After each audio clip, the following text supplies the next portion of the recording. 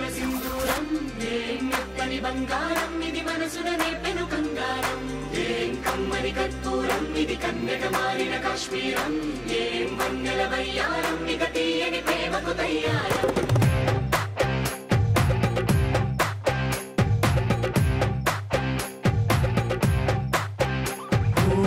ఆకాశం అమ్మాయి అయితే నీలా ఉంటుందే నీలా ఉంటుందే ఓ ఆనందం అల్లరి చేస్తే నాలా ఉంటుందే నాలా ఉంటుందే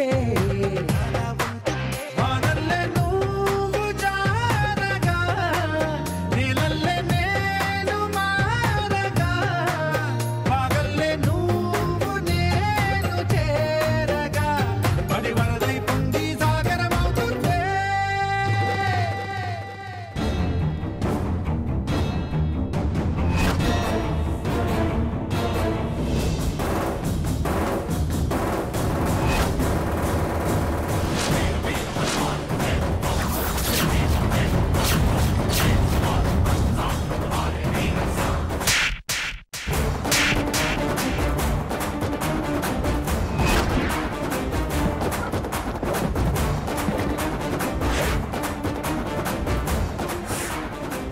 హంస లే పైకి లే అయ్యో హంస దెబ్బ తగిలిందా నీకేం కాలేదుగా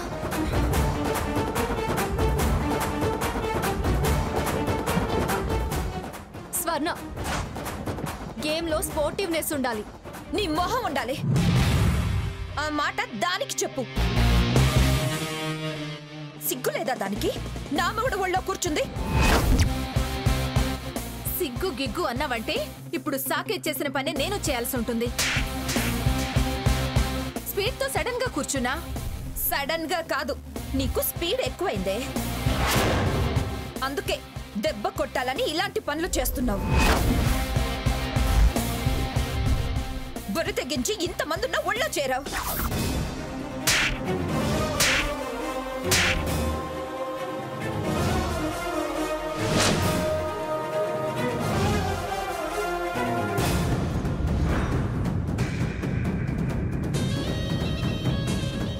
బరి తెగించింది నువ్వే ఓడిన దానివి మళ్ళీ బరిలోకి ఎందుకు వచ్చావు నన్ను తోసింది కాక వంకర కోతలకు వస్తావే ఏయ్, నిన్ను ఏయ్! హంస ఏంటి హంస ఎక్కువ చేస్తున్నావు ఏయ్,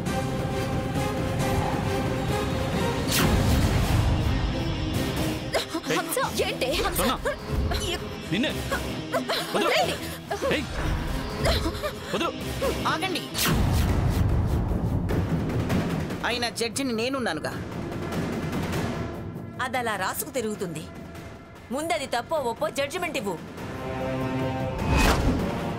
దాంతో తప్పుడు పనులు చేయించే నీకు తప్పొప్పులు అడిగే అర్హత ఉందా బాగా అడిగావమ్మా మ్యూజికల్ చైర్లో ఇలాంటివి సహజం భూతద్దంలో చూసి అయిన దానికి కాని దానికి తప్పుడు అర్థాలు తీయకు కళ్ళెదుట జరగరాంది జరుగుతున్నా కళ్ళు మూసుకునే రకాలు మీరు శృతి మించి ప్రవర్తించేదాన్ని లాగి చెప్పిచ్చు కొట్టక నాకు నీతులు చెప్తున్నారా నీతులు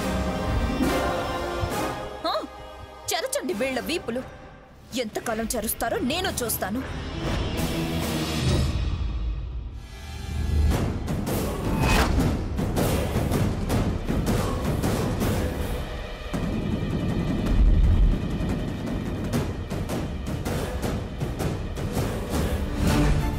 చాలా ఆక్వర్డ్ గా బిహేవ్ చేస్తోంది కామన్ సెన్స్ లేనవాడి గురించి చర్చించడం తప్పు పదండి పదండి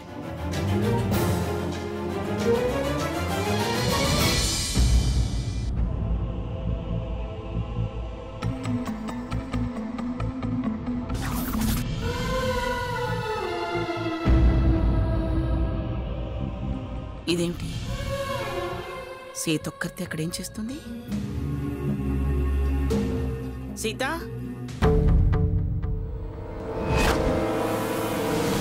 ఇలారా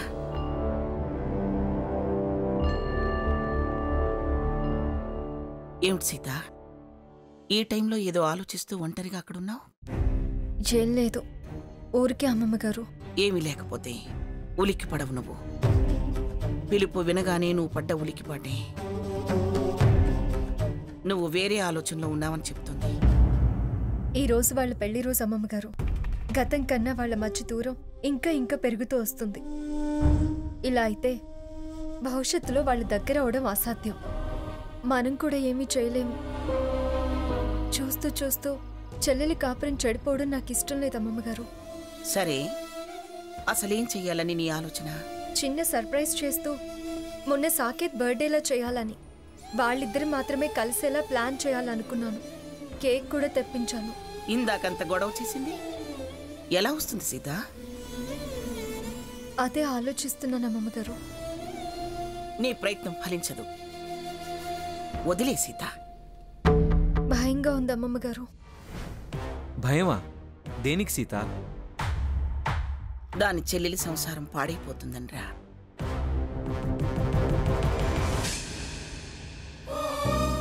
నాకు స్వర్ణది కాదు, నీది మూర్ఖత్వం అనిపిస్తుంది సీత. రఘు, మూర్ఖులను మార్చే ప్రయత్నం అంతకన్నా మూర్ఖత్వం అవుతుంది సీత. అలా అంటావేమిట్రా? ఎంతైనా రక్త సంబంధం కదా. ఏంటి నానమ్మ నువ్వు అలా మాట్లాడుతున్నావు? ఆవిడన్నీ మర్చిపోబట్టే కదా మనం ఇక్కడ బతకాల్సి వస్తుంది.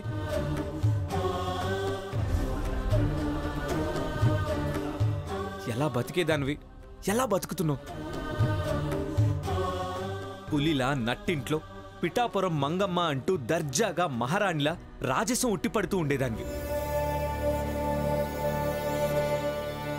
ఇప్పుడు ఎవరి కోటలోనో వంటలు వందనాలు చేస్తూ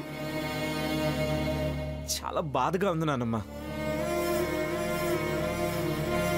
ఈ బాధలన్నింటికీ కారణమైన ఆ రాక్షసి మీద జాలేంటి? ఆవిడ జీవితం గురించి భయపడ్డమేంటి? వద్దు, అసలు మనకు తను ఏం కాదు, ఏ సంబంధం లేదు అని వదులుకోవడమే. నేను దాన్ని నా చెల్లెలని మాత్రమే చూడడం లేదు రఘు. నా మరిది నీ తమ్ముడు అని కూడా చూస్తున్నాను. వాళ్ళు శాశ్వతంగా విడిపోవడం అమ్మమ్మ గారికి ఇష్టమేమో అడుగు. వాళ్ళందరినీ వదిలేసాయి. నువ్వు చెప్పు. మాట అన్నంత కఠినంగా ఉందా నీ మనసు? సాకేత్లోనూ కనిపించని బాధ ఉంది.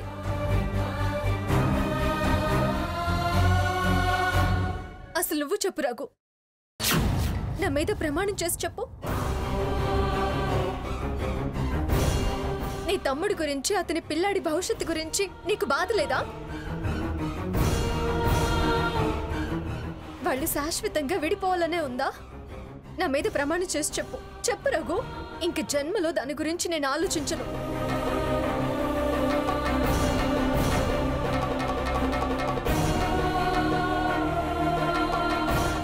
సీత, ఏమిటా మాటలు?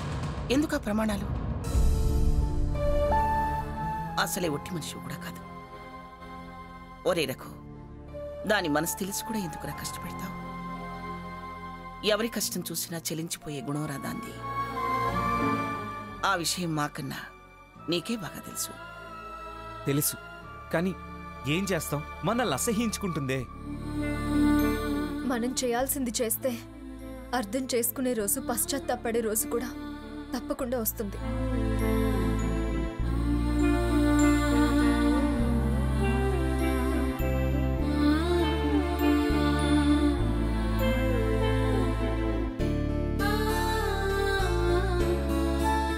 సరే, ఇప్పుడు ఏం చేయాలని నీ ఆలోచన? చెప్పు సీత. నీ ప్రయత్నానికి అందించాల్సిన సహకారం నేను అందిస్తా. నీ ప్రయత్నాలు వికటించి విసుగొచ్చి ఇవాళ నా మాటే రేపు నీ మాట కావాలి. చెప్పు సీత, ఏం చేయాలనుకుంటున్నావు? ఏం లేదులేరా, ఈరోజు వాళ్ళ పెళ్లి రోజు కదా. జరిగిన సంబరాలు చూసాం కదా. అది దాని గురించి ఆలోచిస్తుంది. అంతా అయ్యాక ఆలోచన ఎందుకు? ఆవిడ సంగతే తెలుసుగా. తనొక ఆలోచనలో ఉందిరా. ఏంటది? ఎవరు పిలిచినా ఎవరు రారేమో అని వాళ్ళని ఎలా కలపడం అనేది బాధపడుతుంది. కలిస్తే మాట్లాడుకుంటారు, కలతలు తొలగిపోతాయనా? ఆశ ప్రయత్నం తప్పు కాదు కదా. ఆశ దురాశ అంటే బాగుంటుంది. ప్రయత్నం మరో అవమానానికి అని ఆలోచిస్తే మానుకుంటావు. సహకారం అందిస్తానన్నావు, సలహాలు సూచనలు కావు. నువ్వన్నట్టు విసుగు కలిగాక నేనే మానేస్తాను. వాళ్ళు ఒంటరిగా కలవాలి అంతేగా? అంత తేలిక కాదనిపిస్తుంది. కలిసి ఇలా చేస్తాను, సరేనా? ఎలారా? మంగా చెబుతాగా.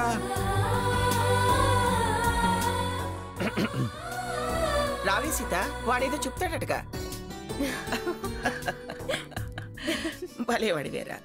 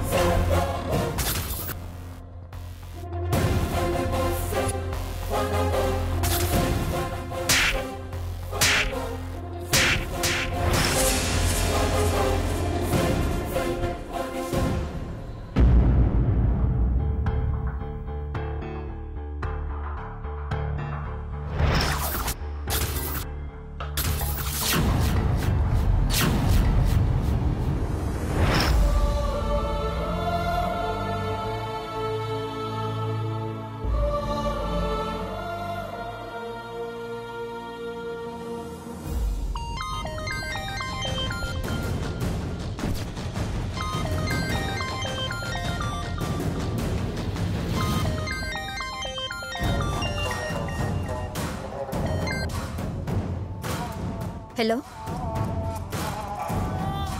హలో హలో, ఎవరు? స్వర్ణ, నేను.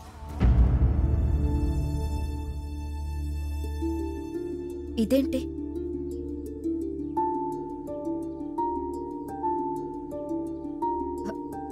ఎవరు? నేను స్వర్ణ, సాకేతిని. బావా, నువ్వా? ఏంటి సడన్ గా ఇలా ఫోన్? ఈరోజు మన పెళ్లి రోజు స్వర్ణ. దాన్నెవరితోనో ఒళ్ళో కూర్చోపెట్టుకున్నావు కదా. అందులో నా తప్పేం లేదు. చాచి చెంప పగలు కొట్టద్దా? యాక్సిడెంటల్ స్వర్ణ. మరి ఈ ఫోన్ కూడా యాక్సిడెంటలేనా? స్వర్ణం, ప్లీజ్, నాకు నీ మీద ప్రేమ ఉంది, లేకపోతే ఫోన్ ఎందుకు చేస్తాను? మనం కలవాలి, చాలా మాట్లాడుకోవాలి. ప్లీజ్ నన్ను అర్థం చేసుకో. తెల్లారిలోపు మన మధ్య ఉన్న చీకట్లు తొలగిపోవాలి. నిజమా బావా? నీకు ఆపరేషన్ మీద ఆధారపడి ఉంటుంది స్వర్ణ. నాకు నమ్మకం కలగటం లేదు. వస్తే, కలిస్తే, మనసు విప్పి మాట్లాడుకుంటే భ్రమలు, అపోహలు అన్నీ తొలగిపోతాయి స్వర్ణ. I love you Swarna. 10 minutesలో east side meeting హాల్కి రా ప్లీజ్. వెయిట్ చేస్తుంటాను. మనిద్దరమే, మన కోసం చిన్న celebration. Only V two. Please స్వర్ణ, నువ్వు వస్తావని ఎదురు చూస్తూ ఉంటాను. ఉంటాను.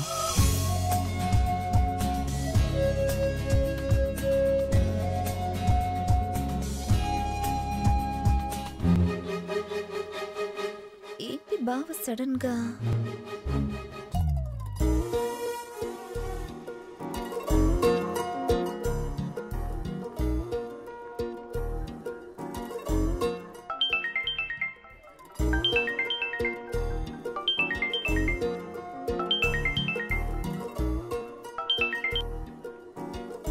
హలో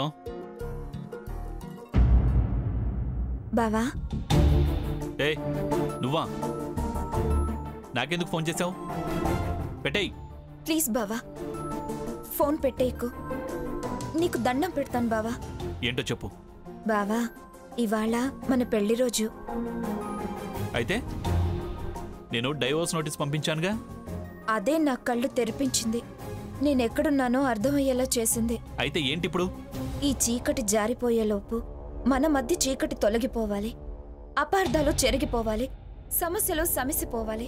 ఆహా, ఈ కోరిక ఎప్పుడు కలిగిందమ్మా? ఇప్పుడు కళ్ళు తెరుచుకున్నాయి అన్నాను కదా బావా. ఇప్పుడు నన్ను ఏం చేయమంటావు? మనసు విప్పి మాట్లాడుకుని కల్మషాలు కడిగేసుకోవాలి. నాకే కల్మషాలు లేవు. నాకు తెలుసు బావా, తప్పంతా నాదే. నీ మీద వల్లమాలిన అభిమానం, అంతులేని ప్రేముంది బావా. అందుకే అవమానం సహించలేని తను.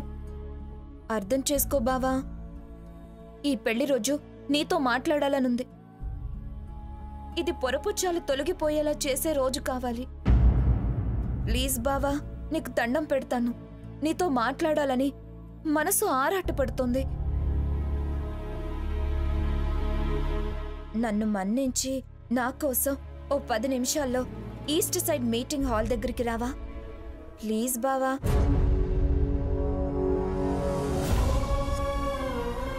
నువ్వు రాకపోతే నేను తట్టుకోలేను బావా. రా బావా. వస్తావు కదా? నీకోసం వెయిట్ చేస్తూ ఉంటాను. ఉంటాను బావా. సరే.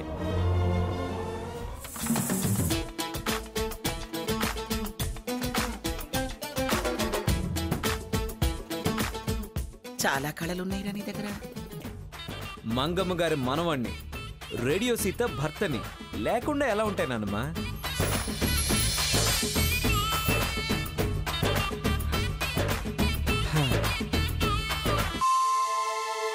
రఘు, వాళ్ళు వస్తారంటావా? ఖచ్చితంగా వస్తారు. మాట్లాడింది ఎవరు? రామ్, రఘురామ్, రామ్ నగర్ రఘురామ్.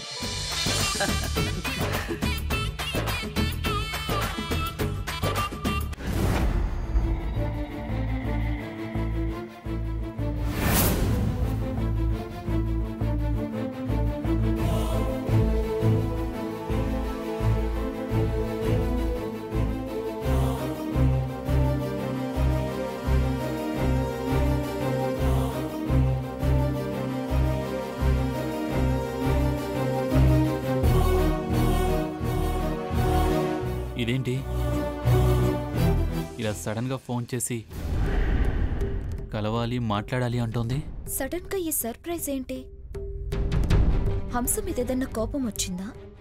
నా మీద జాలి కలిగిందా?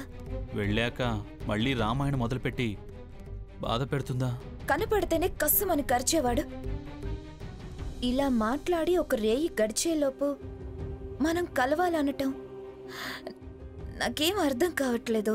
డైవోర్స్ నోటీస్కి దడుచుకుని ఉంటుంది. హంస క్లోజ్గా ఉండటం షాక్ ట్రీట్మెంట్లా పనిచేస్తుంటుంది.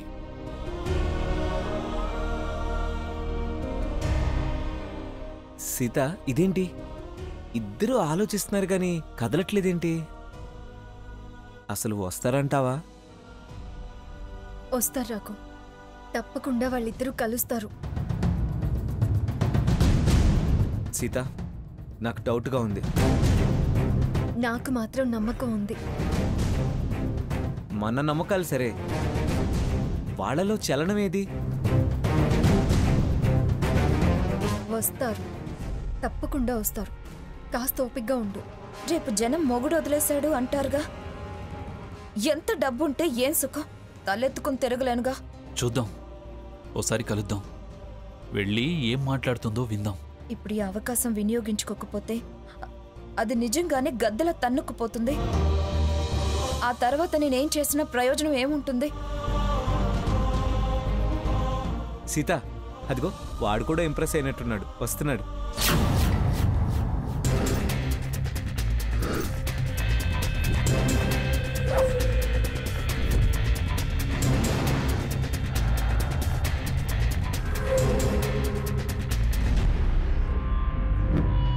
చూసావా రఘు, స్వర్ణ వెళ్ళిందో లేదో అని తన గదిలోకి చూసి వెళ్తున్నాడు సాకేత్.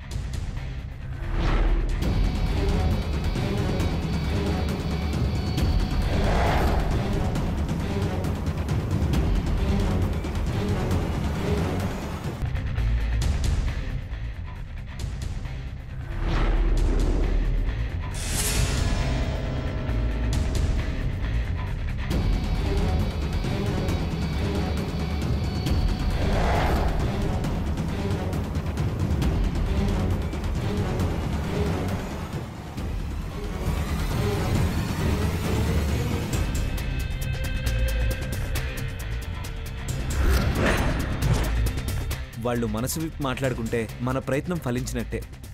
రా, వెళ్ళి చూద్దాం.